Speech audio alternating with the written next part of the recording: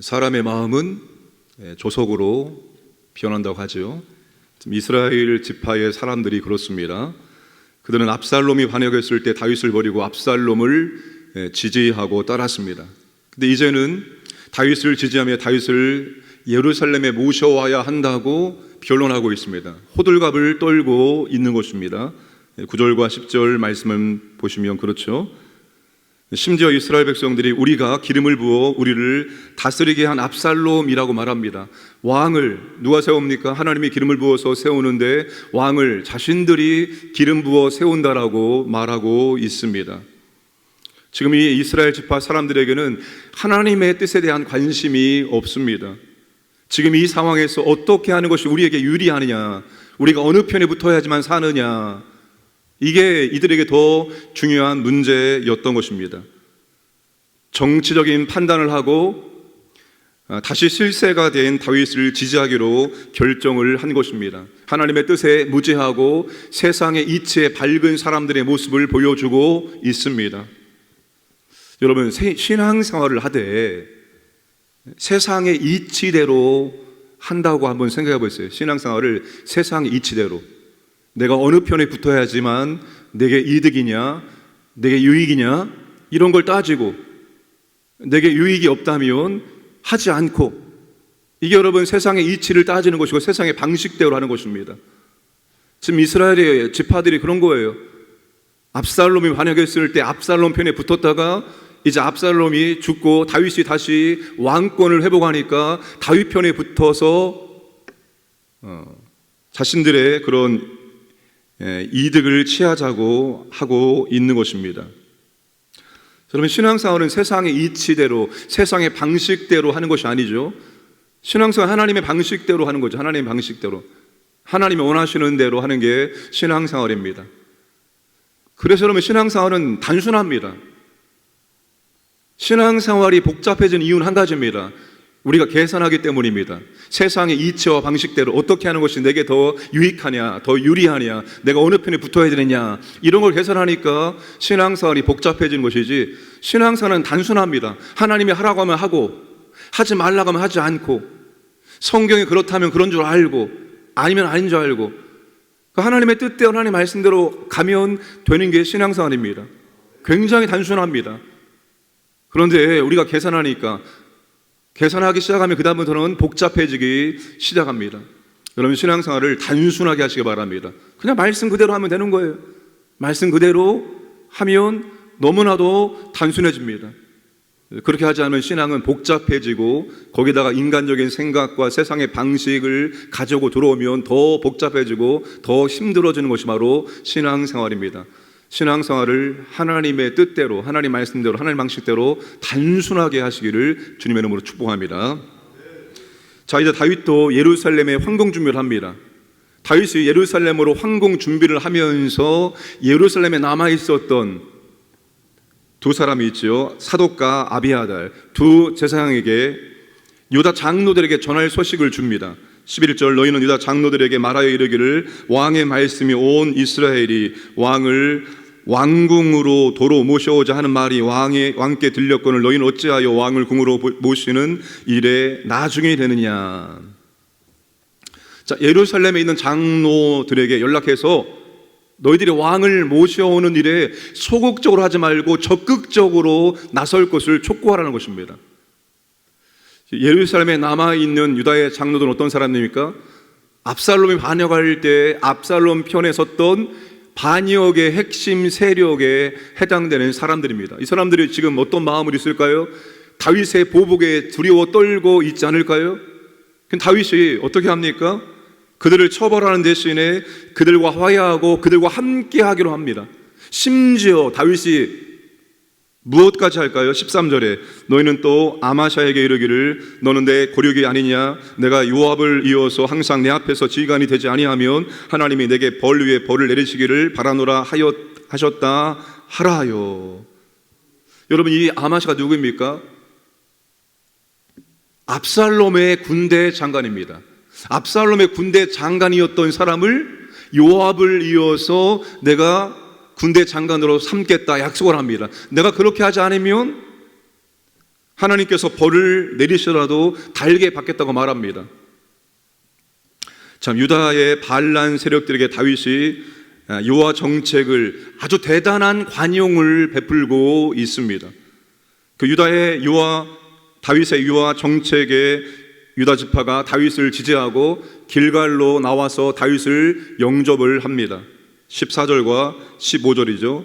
15절 보시면 왕이 돌아와 요단의 이름에 유다 족속이 왕을 맞아 요단을 건너가게 하려고 길갈로 오니라.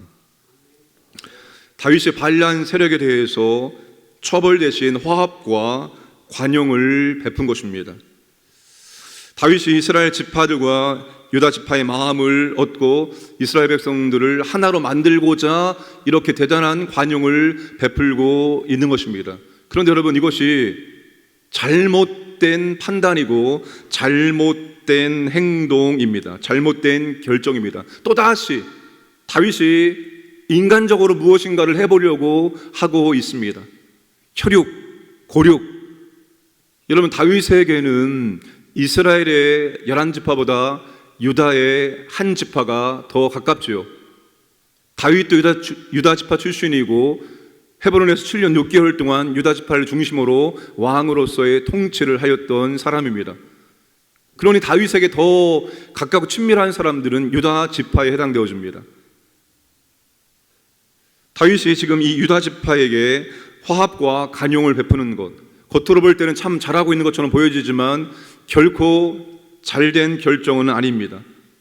다윗은 처벌도 하지 않고 책임도 묻지 않고 화합 차원에서 그냥 덮고자 하는 것입니다. 지금 여러분, 다윗이 쭉 지금 밧세바 사건 이후에 다윗의 이 모습을 보면 다윗이 처벌할 때 처벌을 하지 않았습니다. 책임을 물어야 될 때 책임을 묻지 않았어요. 우유부단하게 그냥 구렁이 담 넘어가듯이 그렇게 바라만 보았습니다. 그러니 문제가 더 커지고 압살롬이 반역하기에 이르게 된 것입니다.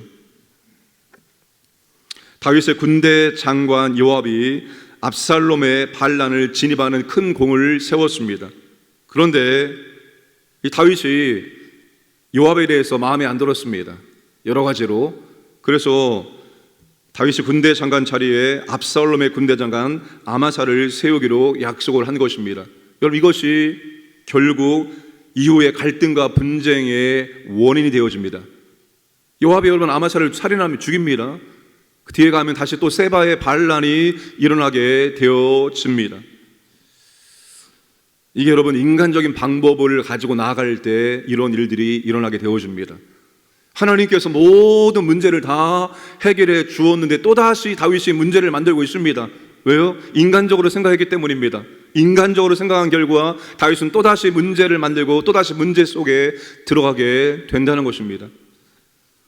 책임질 때는 책임을 져야 되고, 그리고 여러분 잘못에 대해서는 합당한 여러분 책임을 지는 것이 아름다운 것입니다. 우리나라 정치 현장에서 내가 잘못했습니다라고 말하는 사람 보았습니까? 제가 정말 잘못했습니다라고 제가 어떠한 처벌도 받겠습니다, 제가 책임지겠습니다, 이렇게 말하는 분을 보았습니까? 한 분도 못 보았습니다.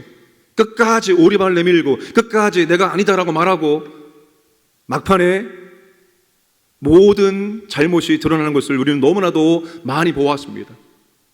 공동체 하나 되게 하는 5가지 인사 가운데 하나가 뭡니까?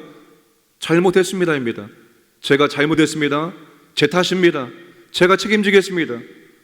우리가 이러한 모습들을 보여줘야 되는데 정말로 이런 모습을 보여줘야 될 분들이, 본을 보여줘야 될 분들이 한 번도 이런 모습을 우리에게 보여주지 않아요. 책임을 지는 사람이 아무도 없습니다. 이게 오늘 우리의 현실입니다. 우리 나라의 현실입니다.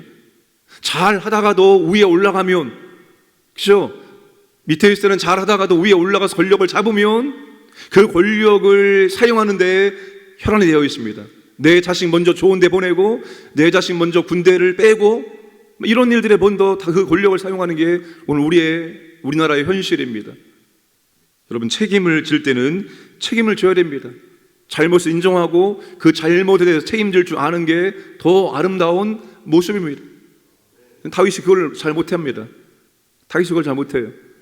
자신의 자녀들에 대해서도 그걸 못했죠. 그리고 자신과 가까운 유다 지파들에 대해서도 또 이것을 못합니다. 결국 이것이 또다시 문제를 만들어내게 된다는 것입니다. 여러분, 오늘 저와 여러분들은 깔끔하게 잘못을, 실수를 인정할 수 있기를 원합니다. 인정하고 책임지고 책임지고 그러면 되는 것입니다. 그게 더 아름다운 모습입니다. 인간적으로 어떻게 문제를 해결해 볼까? 그리고 어떤 혈육 중심으로, 나와 가까운 사람 중심으로 이 문제를 해결할까? 이게 지금 다윗의 모습입니다. 오늘 우리는 철저히 하나님 중심, 하나님이 어떻게 하기를 원하실까? 하나님 편에서 잘 문제를 풀어가시기를 주님의 이름으로 축복합니다. 함께 기도하겠습니다.